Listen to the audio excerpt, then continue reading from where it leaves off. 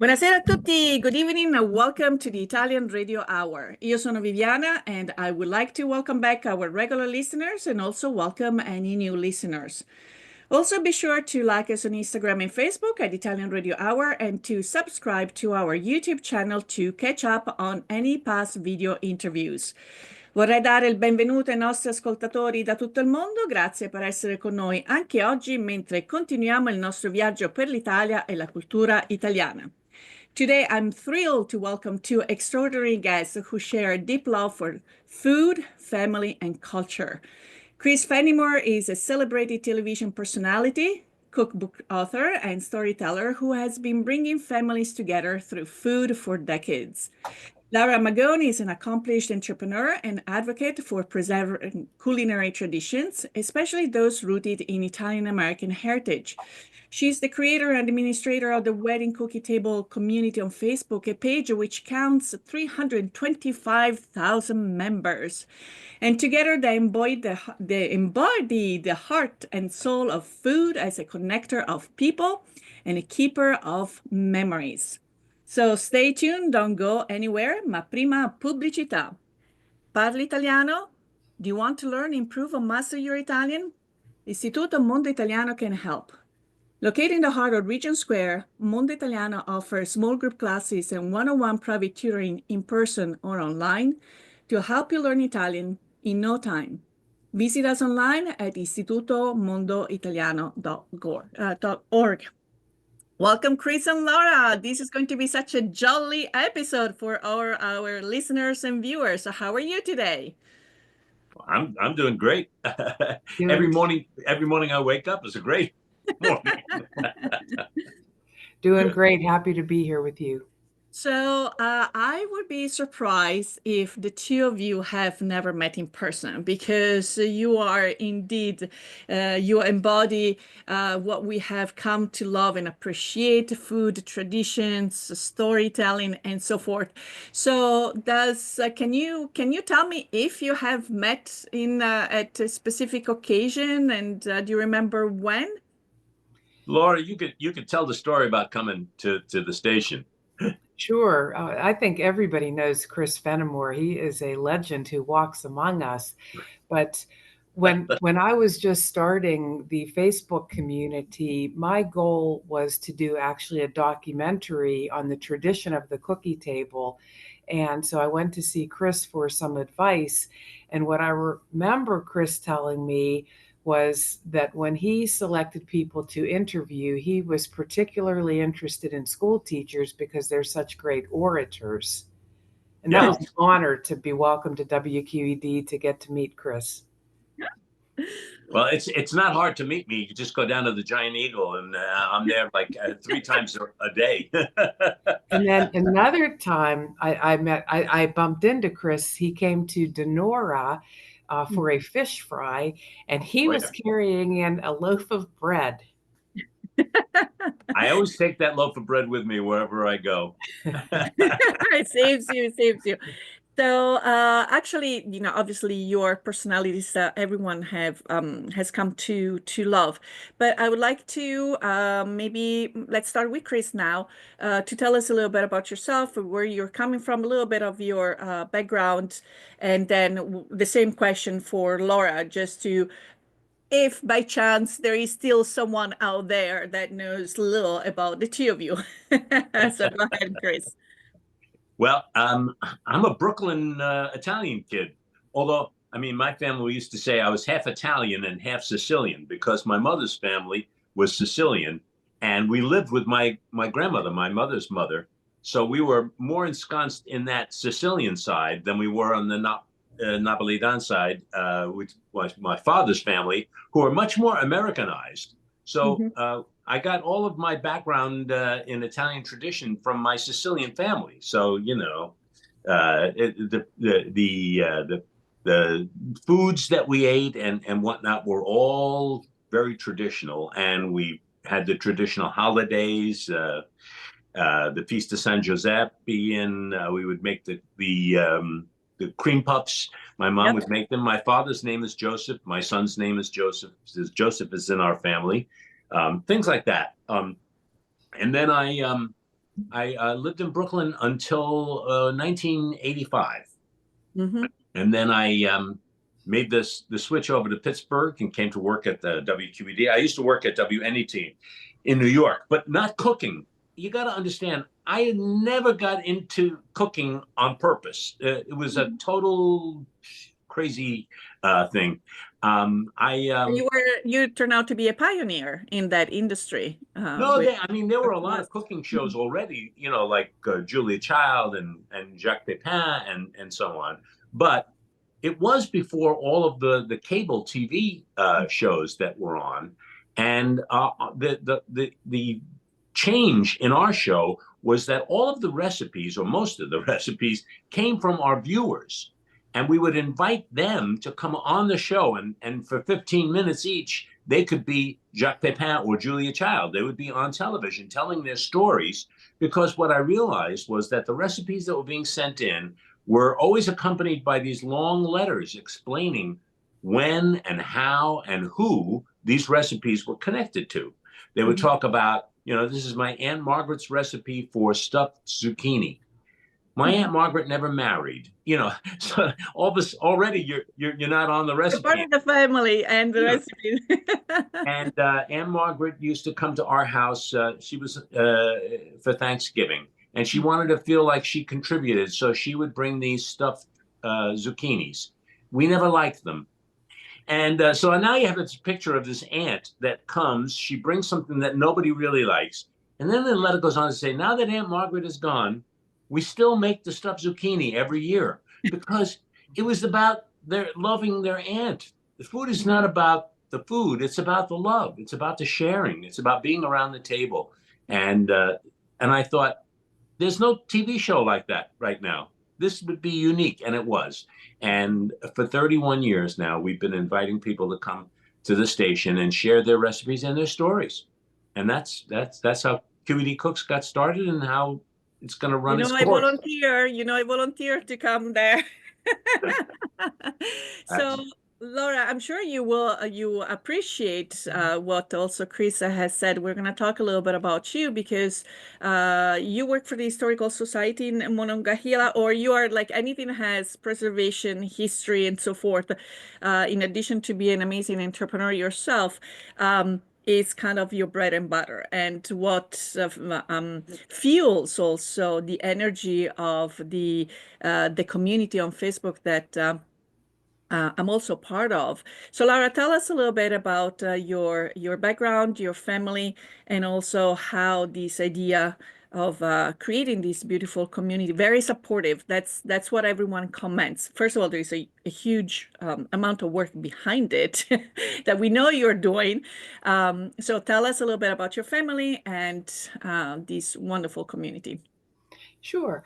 I grew up in the mid-Monongahela Valley. So the area that's Monongahela, Denora, Charleroi, Monessen.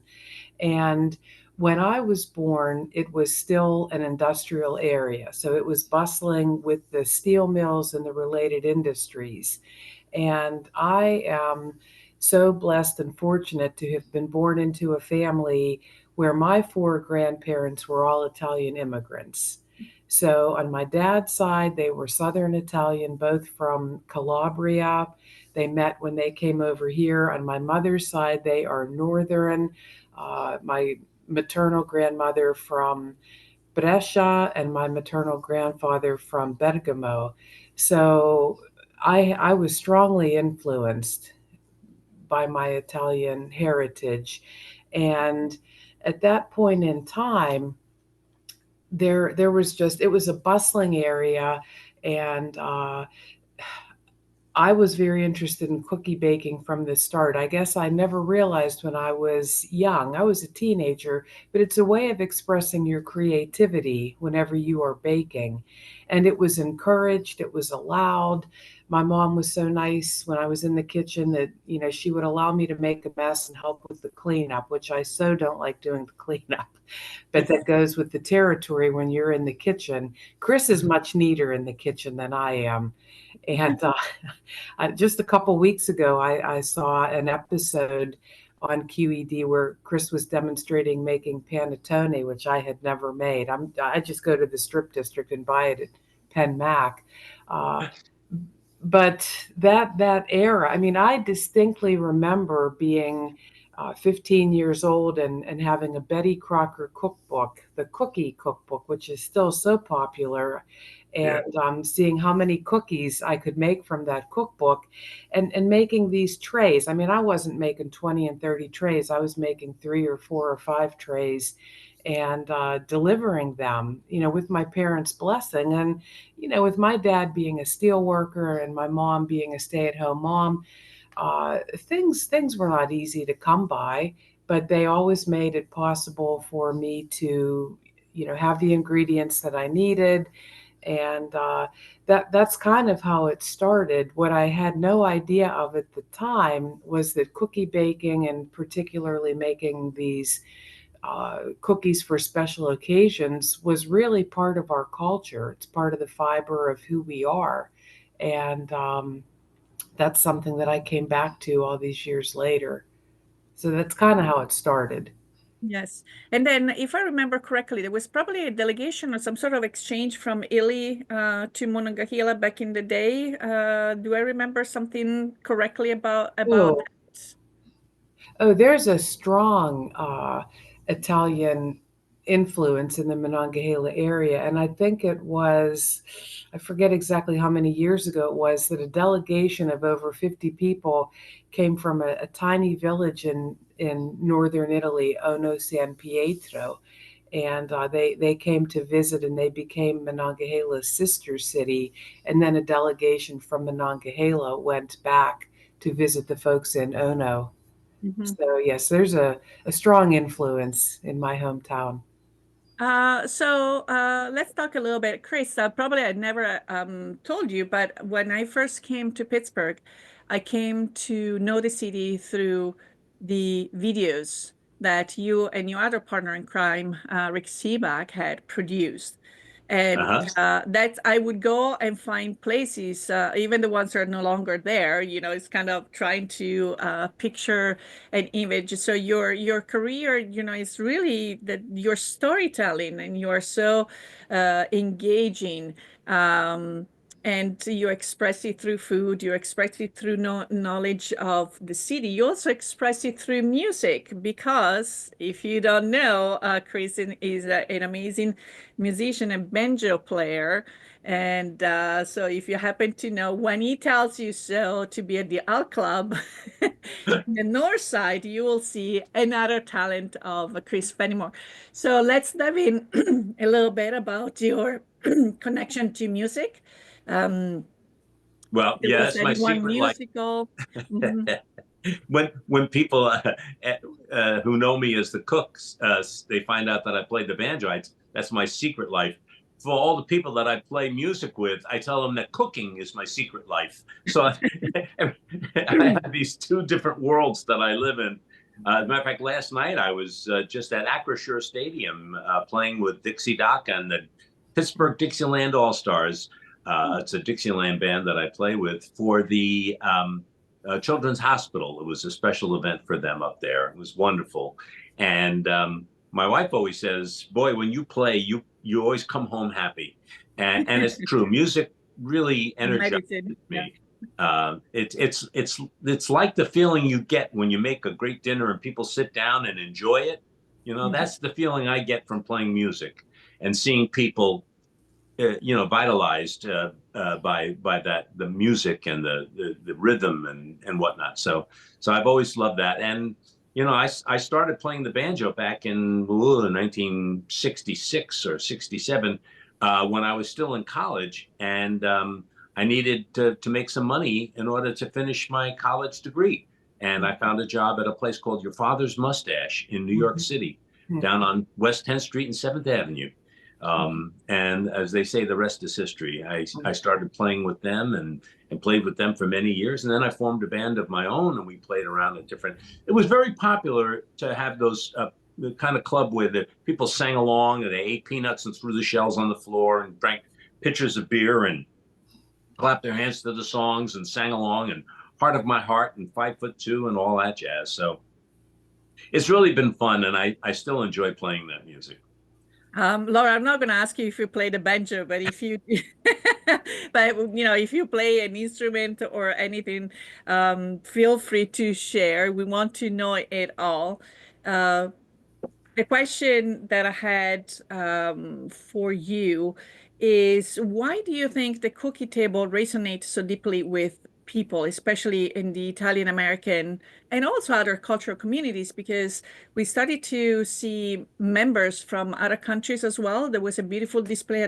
Now I don't remember where the lady was originally from, but whether it was the Czech Republic or Bulgaria, Yes. it was, and so, for those that might not be familiar with this tradition that now has extended over, outside the Pittsburgh tradition, let's talk a little bit about this cookie table and if you can tell us a little bit, not necessarily the inception in a specific year, but it's a tradition that seemed to be very Pittsburgh based.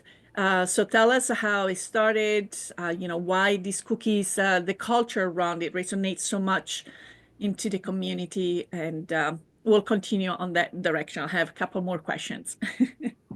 Sure. Well, I've been over the years looking into this tradition of the cookie table and where it started, why it started, and I think it's important to point out that people everywhere uh, baked cookies for a long time, and a lot of the folks who came over from Europe brought their traditions with them and did their best to carry on their traditions once they arrived here. But it was very expensive to bake, and ingredients like sugar and flour were very difficult to come by.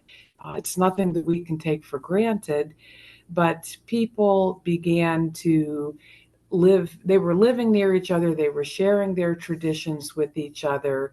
And I talked to somebody who challenged me on this subject.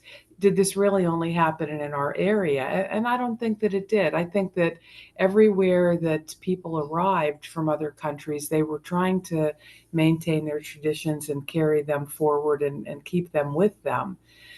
So then the question becomes, why did this tradition of people bringing cookies that represented their ethnic background to events, why did it take hold in our area? And if you look at a map, you can see the footprint of where the cookie table tradition started in our area. And it's not just southwestern Pennsylvania, it carries over to the Youngstown area as well as northern West Virginia. And we are all tied together really through industry. This is what I believe. And people were changing jobs and moving around throughout the area, which is a really important part of the development. But then you can look at, why did this idea of people showing up and celebrating special events take hold in this area, and why does it still live on today? And it's not just for weddings. You can look at what I would call the cradle to grave. Whenever somebody is born and goes through all the life's events, through getting married all the way up until the time we die, why do we show up not only with cookies but with food in general? And that's what happens. You both know that whenever there's a baby born or a death in the family, there's knocks at the door and people are showing up with all sorts of things to comfort. I mean, food is a way that we express ourselves in the good times and in the bad. And I think that it's important that the immigrants who really had nothing were happy to share what they had with each other. So today, a lot of people of my generation and probably, I don't know the exact ages, but once you start getting maybe a little bit advanced in life, then these traditions that you had, they become more important to you, and you want to retain them and you want to share them with the future generation. So if you come to the Facebook page, yes, you'll see us, especially right now. It's Christmas time. This is our Super Bowl. I am approving so many posts. I can't keep up and getting so many new members. Okay. That's one thing. We are baking these cookies and having so much fun with it. And we're doing it for weddings also. But it just, if I, did you want me to take a break? No, no, no. I was going to say, I wanted to add that to your comment, and maybe that was also the direction you were going to go to. It's like we're having fun baking these cookies, but there is a lot of also charity work. So you have some professional bakers, or at least people that bake and for, selling their beautiful work. Then there are a lot of home bakers, but on a regular basis, there are opportunities for us to contribute because some of these cookies will be taken to nursing homes or some events that will display this tradition to people coming from out of town. Maybe we'll talk a little bit about the convention where we saw each other last, but I really wanted to emphasize the fact that there is a lot of good that comes out of this community, and maybe you can elaborate more on some of the organizations that have received those cookies free of charge, obviously, to improve, to put a smile on someone's face, at least for a day or two, if those cookies last that long, that otherwise wouldn't. So tell us also about that side of the community. Sure, I'd be glad to. And what I think I would say here is the tradition of the cookie table is all about giving. And that's where it started. And we carry that forward today in our community. Um, this community is all about giving. And a lot of people find that hard to believe that if we hear that there's a need, we want to make cookies for you. The people in this community want to, at their own expense, make these delicacies and then ship them to you or drive them to you. And so it's a long list of organizations and individuals that we have baked for. This summer, we heard about a mom who had stage 4 cancer. Her third daughter was getting married. Her other two daughters, she had prepared their cookie tables for them, and she couldn't for the third daughter. She was too sick undergoing chemo. So all I have to do, I have the easy part. I just have to put the post out there. This community rallies, and they went to Washington, PA, and delivered the cookies, set them up, stayed and replenished the table. We clean up the table afterwards. We deliver the leftovers to charity. That time I think they went to the city mission. But if it's somebody who's, just having a rough time, uh, right now, okay, we have 4 projects going on. It's just hard to keep up, but this community is baking for the military. So if we heard of somebody who's in the military who would like to get a care package, including cookies and many other things, this community is stepping up to deliver those. We have delivered cookies this past weekend. We had a library up in Grove City that has met hard times financially. So they had a bake sale, and the community showed up and delivered cookies that generated $4,000 for the library.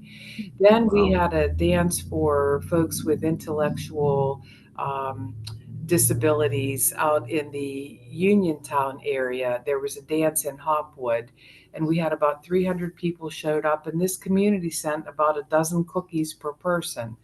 And so they could take home, whatever, was left over. And then the 4th project that's ongoing had been for cookies for the Meals on Wheels program, going to seniors who often don't get cookies as treats. And we have a long list. I mean, it's just something that this community wants to do out of the goodness of everybody's hearts. Wonderful. And so, Chris, I don't know if you want to add, but I'm going to have a question for you regarding Italian American food traditions. Well, I do have a Yes. question for Laura. You mentioned a dozen cookies per person. Is that a normal allocation for a cookie table? Well, it can be. I have a little list that I go, and that sounds really outlandish to people. No, it's not. I don't Well, think I it's. worked with a fellow. I do training work, and I was involved at a bank doing training, and a fellow told me that he was in charge of planning his niece's cookie table, and he was going to have 2 or 3 cookies a person. And I said, wait a minute, what do you mean 2 or 3 cookies a person? You have to be kidding. So if people know the tradition, if the cookies are out from the start, if you're providing take-home boxes and you want cookies for breakfast, which Rick Seaback maintains we have to have cookies for For breakfast, right? breakfast. It's got to And be breakfast. you need a dozen cookies a person. That's Oh, my little list that I give people. okay. That's I'm all with it. I'm just glad to know it's been codified. Okay, so we will talk about some food traditions with Chris, but let me go into words from our sponsors because the question is related to one of our 2 sponsors. Un caffè, per favore. My first cup of coffee sets the tone for my entire day, and I get my coffee at La Prima Espresso. La Prima has been brewing Pittsburgh's best coffee for over 35 years. Try any of their in-house roasted varieties of beans from all over the world at home, or come and enjoy an espresso or a cappuccino at any of their locations, where their friendly baristas and familiar faces will make you feel at home. Visit laprima.com to get La Prima Espresso coffee at your door. Buon Natale from Woolies. This holiday season, make your feast of the 7 fishes unforgettable with the freshest seafood in town. From succulent shrimp and tender calamari to the finest bacala and clams, Woolies has everything you need for your holiday traditions. Plus, let our experts butchers find you the perfect cut for your holidays feast, from juicy prime rib and tender filet mignon to fresh hams and holiday roasts. Visit us in the Strip District and give the gift of fresh seafood by visiting wally.com for nationwide shipping. And this weekend, this Saturday, mark the calendar, December 14th, as Wallis will welcome Chris Fennimore for the annual Feast of the 7 Fishes cooking demo at 10 o'clock. Right, Chris? Oh yeah, got to be there or be square. Okay, so let's talk a little bit about these feasts. You know, the celebration of fish maybe got codified to 7 on this side of the ocean, but if you go to Italy, people will be eating fish. So whether they don't call it the 7 fishes, but it's still about fish. So we celebrate. That's you were not going to eat meat, you're going to eat fish. So tell me a little bit about some of your childhood memories around approaching the holidays, and then we'll dive into maybe what the must have for these 7 fishes could be or are at the Fennimore's household. Well, you know, when I grew up, it was really like the Feast of the Three Fishes. My grandmother used to make a feast on Christmas Eve, which was in those days, and some of you will know what I'm talking about, a day of abstinence. You weren't supposed to eat meat on Christmas Eve in preparation for the special holiday of Christmas, the birth of the Son of God, and that's what we were getting ready for. I had to serve midnight mass, so I often missed the actual meal itself. Sitting down to that, I would either be serving it or I was in the choir sometimes, and so I would get home about 1 o'clock, 2 o'clock in the morning. They were still there at the table feasting away. And again, as I say, my grandmother used to make a few things. She would make the bacala, which was the dried salted cod, in a kind of a stew with olives, green olives, nicely spicy olives, and potatoes and celery. And she just put it into a big stew.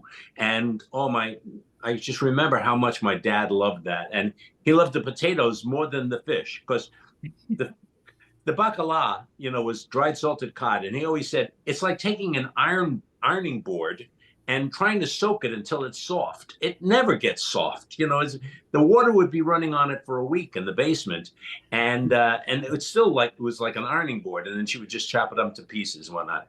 my little trick for everybody, by the way, I Hello, still make. shortcut. This trick is going to make the episode worth listening for everyone. I hope so. I go to Woolies and I buy the cod. You can get it frozen or you can get it fresh. It doesn't matter, but don't get it salted. That whatever that baseball The bat is baseball bat. the ironing board. Just use fresh cod. Same recipe, whatever recipe you have for bacala, use fresh cod. It's delicious. The cod comes nice and tender. It has a nice cod flavor. It doesn't have all of that salt, which no matter how much you soak bacala, it's still salted cod. That's what it is. So there's my tip of the century for all of you Italians out there who struggled through soaking cod planks. Okay. My grandmother would also make things like shrimp oreganata, which was a casserole of shrimp with tomato sauce, spicy tomato sauce, and some breadcrumbs on the top, and she would bake that. That was always, I loved that. And she would make pasta with different kinds of, she would make one pasta with clams. She would make pasta alice with anchovies. And she would, I guess she made a plain pasta for people who didn't, and what we used to do is we would put the shrimp on our pasta sometimes, but they made a lot of pasta on that night. And I'm trying to think if there were any other fishes. Sometimes she would make some involtini with flounder, and that was good. And those were the fishes that we would have on the Feast of the Seven Fishes for us. As I say, it wasn't seven fishes. And there are people who stick to it's got to be seven. Yeah, I was gonna say the naming convention also in Brooklyn was popular, so everyone was calling it the Seven Fishes. Oh yeah. Now, for me, one of the things that I'm going to demonstrate at Woolies this Saturday is codfish cakes, which had nothing to do with the Feast of Seven Fishes. It had to do with Lent. My mom would try to figure out non-meat meals for us to have that didn't cost a lot. And this recipe and the way we had it was you take some cod, which was the cheapest fish that you could buy, always good. And people don't even remember when fish was cheaper than meat, but it was at some point in our history. And she would just boil that until it was nice and tender, mix it with mashed potatoes, and then she would coat them in crumbs and fry them. And we would have little cakes, and we would put ketchup on them and things like that. But oh boy, we loved those codfish cakes. And so if you wanted to add something to your Feast of the Seven Fishes, codfish cakes, they would work. Okay. And we're also going to make some fish in papillote, which is not an Italian tradition. The paper in paper? In parchment paper. Wonderful. So I'll ask also for you, Laura, as far as some of the holiday traditions, fish or non-fish related. But I was wondering from Chris, for someone that is hosting this Feast of the Seven Fishes for the first time, what would you recommend as being some of your must seven that might not all be super elaborate, but what would you envision on a nice table? The seven kings of this feast.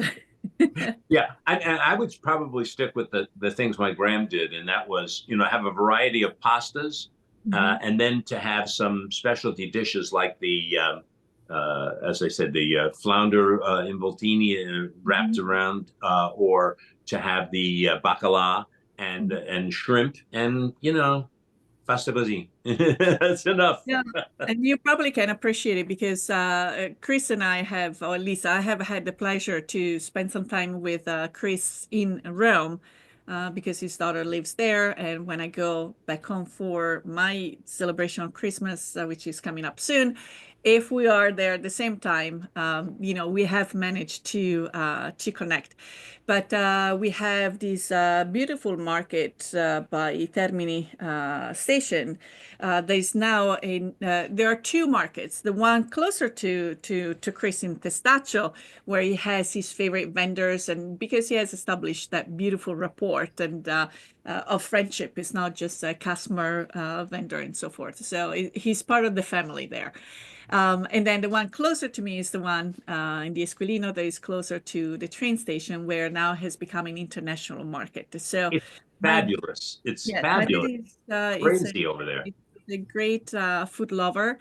He was always in charge of preparing. So he makes this wonderful bouillabaisse, kind of, I don't know if they simmer cioppino. It's just a variety of different, this red base soup. And the sauce can be also used for spaghetti as well, in addition to the clams. And, it makes this overnight it cooks, because then you have the shells also to give some flavor and so forth, in addition to, and then any fresh seafood, shellfish that we could get.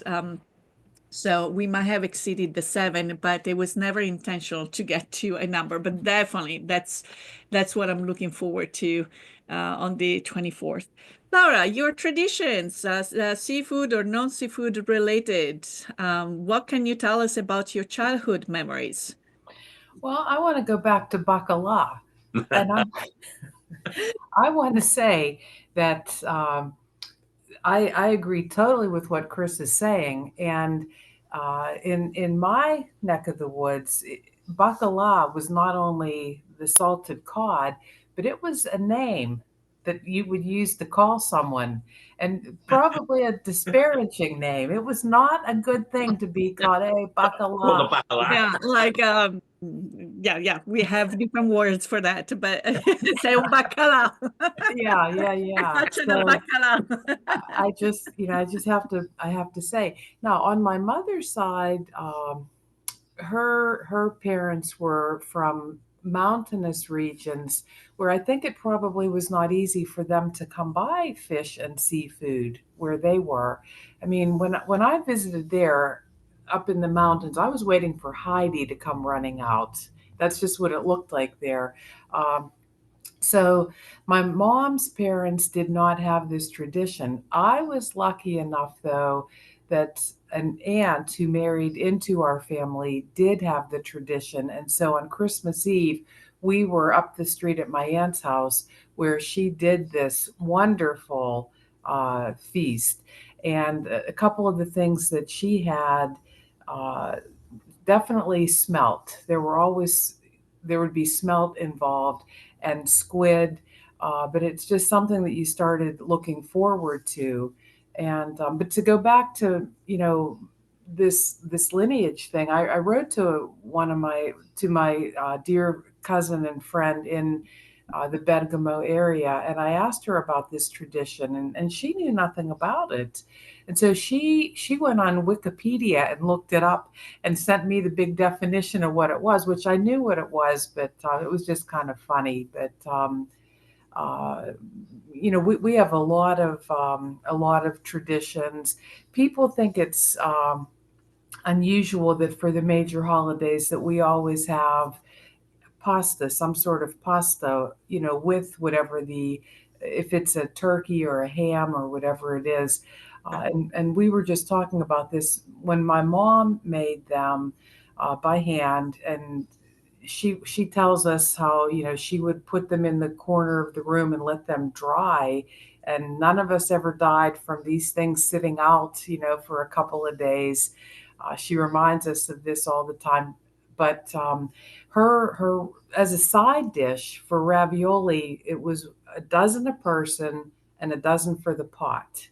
Well, that's a lot to eat as a side dish, Yeah. but we just like eating. And so we have the savory traditions with the homemade pasta, and the sweet traditions too. And the one thing I really would like to try sometime is making the pasta that has the black color The to it. octopus ink, like in I've Venice. never Yes. made that, and I would love to try that. I don't know if you've made that, either of you.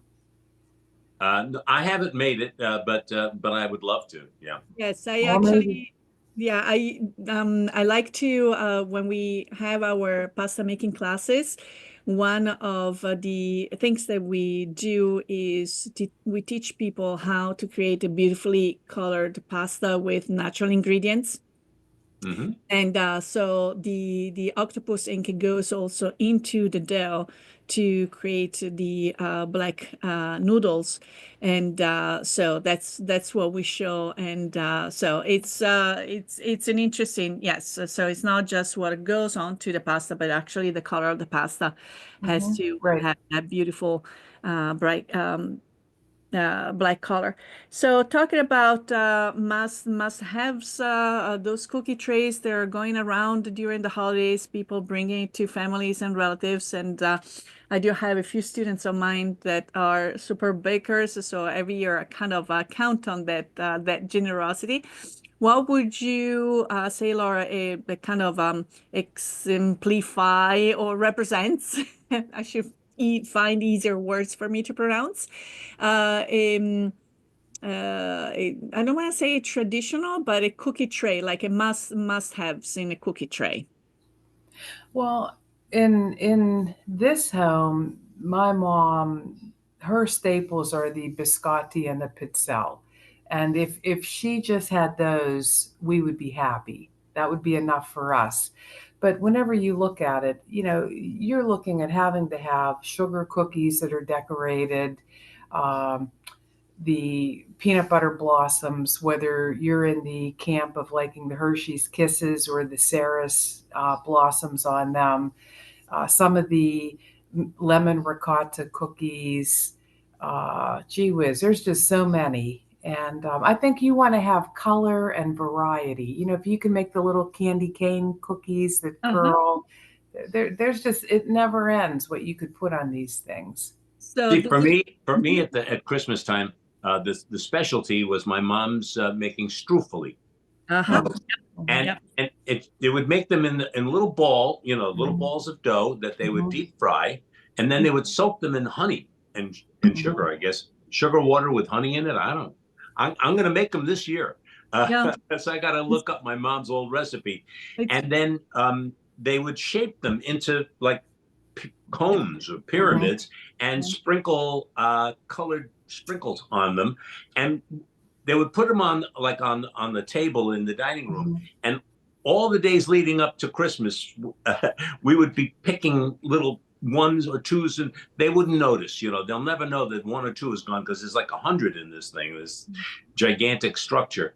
Of course, they knew we were taking them, but Yeah, yeah. That's actually brings me to my own childhood memory, and this story of Strufoli, of our family tradition, just actually made into the Shady Avenue magazine, who dedicated a page where I'm making it with my nephews, and the picture that I provided now, those they look like two lovely little kids.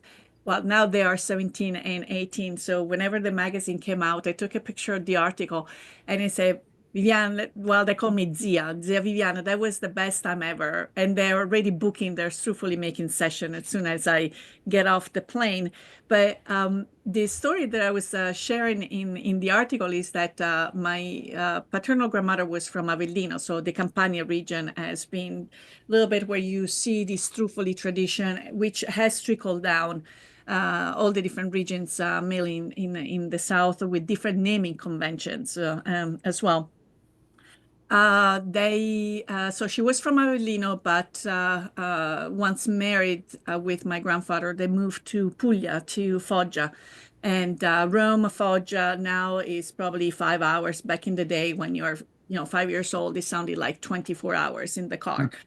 And we would go down for Christmas and Easter.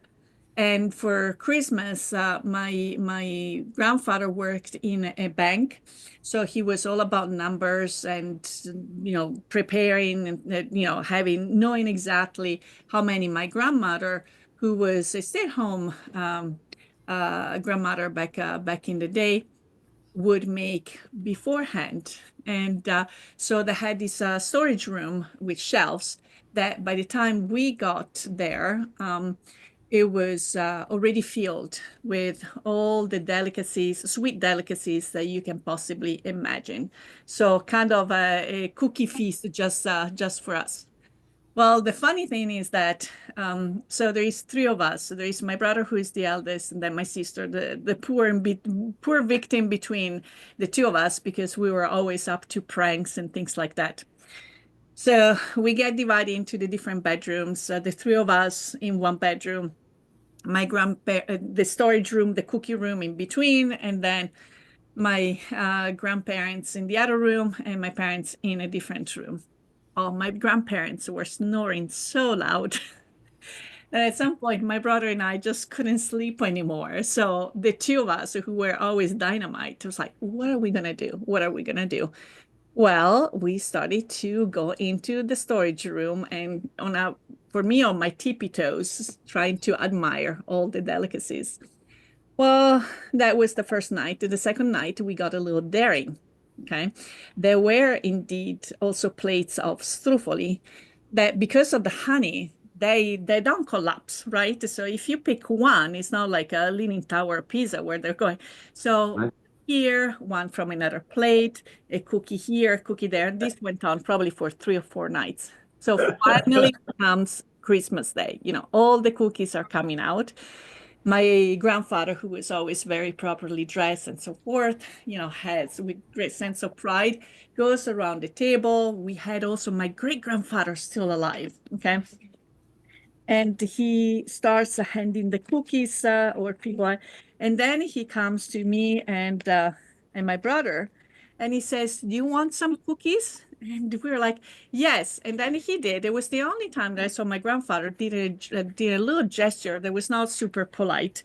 I said, "No, you kids have been helping yourself on to this for the last 4 days." So in his calculations, we had already been busted. So Struffoli has, it's always been the source of some storytelling on our end.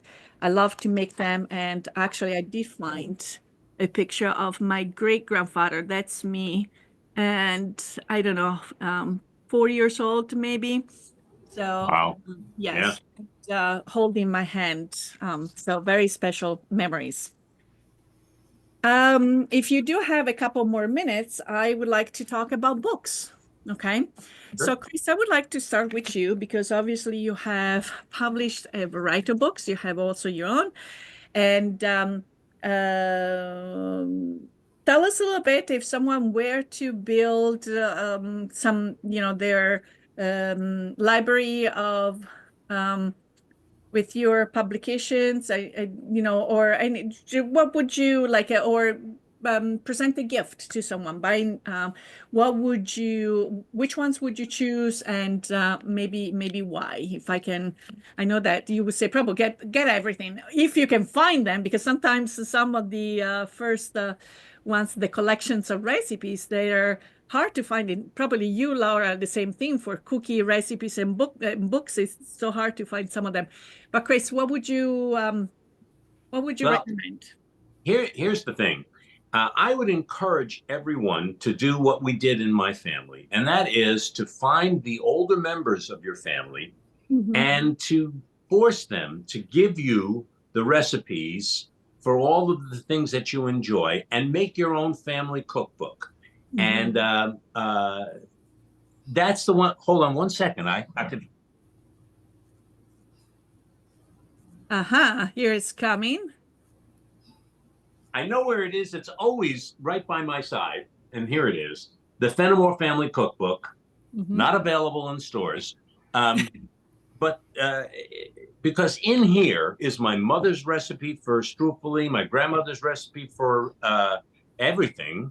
And this is the place to store traditions and memories and whatnot. But you got to get them to give them to you.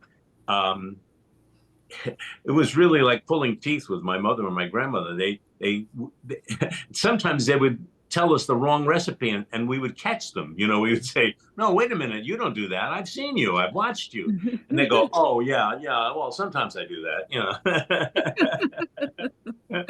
They wanted to stay unique. But so this is what I would encourage people to do. On the other hand, I have another book that sits right next to it on that shelf there, and that is the Fannie Farmer Cookbook, which has had 14 editions in the 100 years that it's been out or whatever. And the reason why I like that is that you can find a basic recipe for almost anything in the Fannie Farmer Cookbook. Look up sugar cookie, it's there. Gingerbread cookie, I'm sure there's one there. Pound cake, all of those sort of kitchen basics, they're in the Fannie Farmer Cookbook, and I use it endlessly to start what I'm going to make if I've never made it before, and then I'll adjust it and put little notes in there. It's the book is a mess now. The pages are all falling out because I've used it so much. But I would suggest a book like that, or The Joy of Cooking will do the same thing for you. It'll give you the sort of the basics for something. And that's what I rely on, either the family cookbook or starting with the fundamentals. Okay, I see. And also, as you said, and this happens also in the exchanges that we have on the you might have, unless it's like a recipe that has been deposited in some official archives, you're always going to have some family variations. So, the other day there was something about frappe cenci, just also the naming convention for the same thing. It's just like my, surprise people, you can call the same thing in 20 different names. And who puts this and who doesn't put that, or who puts yeast, who puts... And it's interesting, but the main thing is it's the one that works for you because it does come out well and tastes good to your palate. Laura, a couple of things. One, I forgot to mention the Guinness World of Guinness that the cookie table has achieved. Let's talk about that, and then we're going to move also into this cookbook. So just tell people how big, what achievement have you been able to reach with all these display of cookies that people have come and officially gave you a record for? Well, that's a nice memory to talk about. We established a Guinness record in Monongahela when the town was having its 250th anniversary. And we actually paid and had a Guinness judge come in. And it wasn't cheap to do, but we were lucky enough to raise the money to do that. And they didn't count all of our cookies. Many cookies were disqualified for varying reasons. But in the end, we set a record with 88,425 cookies. But we also had 4 weddings to go with that at the same time. We wanted to make it really hard for someone else to break that record. However, this next year, my community will be 10 years old, and some of them are saying, well, if nobody else broke the record, let's break our own record. So we may do that for our 10-year celebration. That would be fantastic. Wow. And then obviously the main thing is usually when you are talking about food is recipes. And now that has been back in May. For instance, I was first of all the wedding cookie table T-shirt that I brought to Rome, and every time I was in front of a monument, Colosseum, here it is. That was fun. That was fun.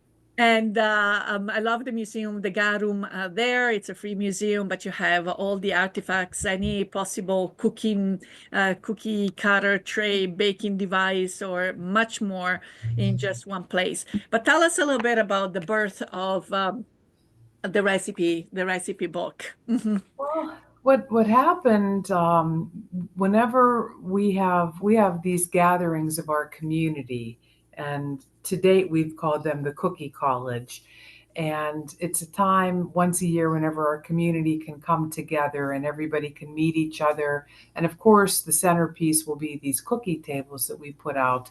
And some of our bakers, who are fabulous bakers, will bring cookies instead of buying a ticket to come. That's what they do. And then we know that as soon as the event is over and the pictures get published, everybody wants to know, well, what's this cookie and what's the recipe?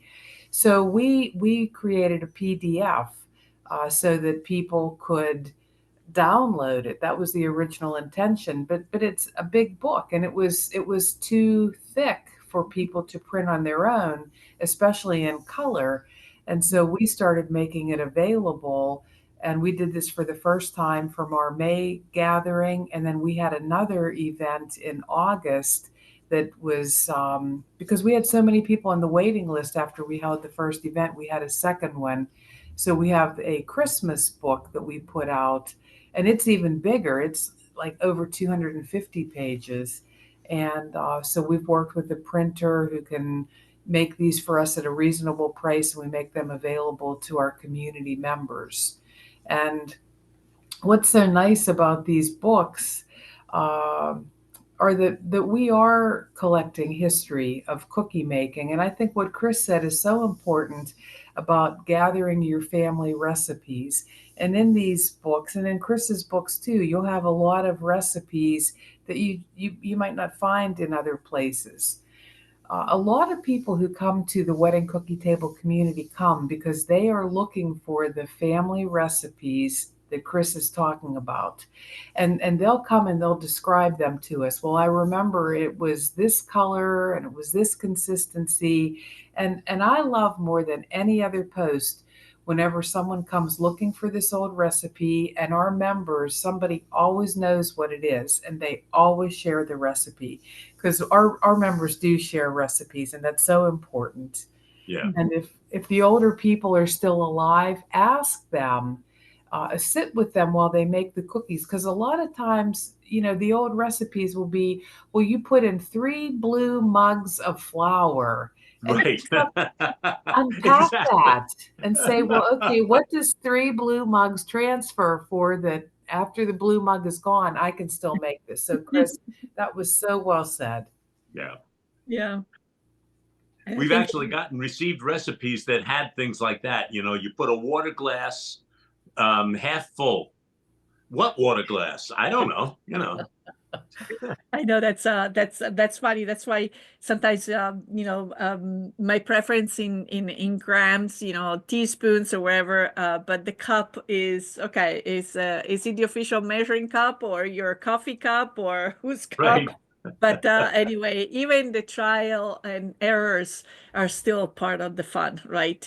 Yeah. And I think the takeaway message that for our listeners, for myself, is indeed, first of all, that through also storytelling is not lecturing people, is getting them involved not only in being a witness, but being a participant of the experience. In this case, the viewers, the bakers are giving there is a piece of them in the recipe books and in their comments on after a recipe.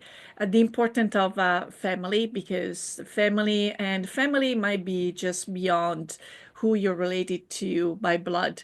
The sense of community, the giving out to your neighbors, people in distress, or just a stranger that moves next door. I think that's it's not just a holiday spirit. I think it's a very strong sense that we all feel. Is also for us that we're not local, a way of introducing ourselves to the community that will accept us and will be stuck with us for the next 30 years, like me. Couple of times, I don't know if it was during COVID, I might have left my Red Riding Hood basket, Chris Fennimore, like, Chris, would you mind if I bring you my first attempt of a panettone and then you tell me what you think? Or yes. And so any last word of wisdom, message that you would like to share in individually? Chris, let's start with you. Obviously, in a couple of days, come down to Wallis at 10 o'clock. That's for sure. Well, I just want to remind people that tomorrow is the Feast of Santa Lucia, and you're not allowed to eat anything that's made with flour. So Okay. no pasta. You got to have beans. You got to have lupini beans and fava beans, and you can whatever, but no flour. Okay. That's because Santa Lucia saved a village or the whole island of Sicily somewhere, and by sending a shipment of flour to the island when they were in the midst of a famine. That's the story my grandmother told me. I don't know if that's true or if there's something else, but we always love the Feast of Santa Lucia because we love eating the lupini beans and squeezing them out of their little cases and enjoying them on that particular day. Fantastic. Okay, so other than that, make some cookies and make some friends. And Laura, for you, one last message. I think remember what the holidays are about. Get together with your loved ones, have fun baking, cooking, doing things together, and always remember the less fortunate. Think about the people who might not have the ingredients that they need to do something, and maybe take the little Red Riding Hood basket over to them and leave it there. So just remember others too. And yes, and I think also when we come together, have a basket for the electronic devices, and really be participant and of the gatherings, because there is nothing that is happening in the virtual world that is more important what is happening around you at that very moment. So that's my. I'm with you. I'm with you. I love it. Amen. Okay, so unfortunately our time together is up. Il Big Ben ha detto stop, and it's time for us to say arrivederci e alla prossima. We want to thank you for tuning into the program. If you have any questions or comments, or if you have any topics you would like us to address, please contact us at theitalianradiohour@gmail.com. We would love to hear from you. And remember, if you or any of your family and friends have missed a prior episode or would like to listen to this episode again, subscribe to the Italian Radio Hour on YouTube or where you catch your favorite podcasts. I would like to thank my extraordinary duo of Chris Fennimore and Laura Magone. Our sponsors, Istituto Mondo Italiano, Wallis, and La Prima Espresso. E until next time, alla prossima. Ciao, ciao. Ciao a tutti.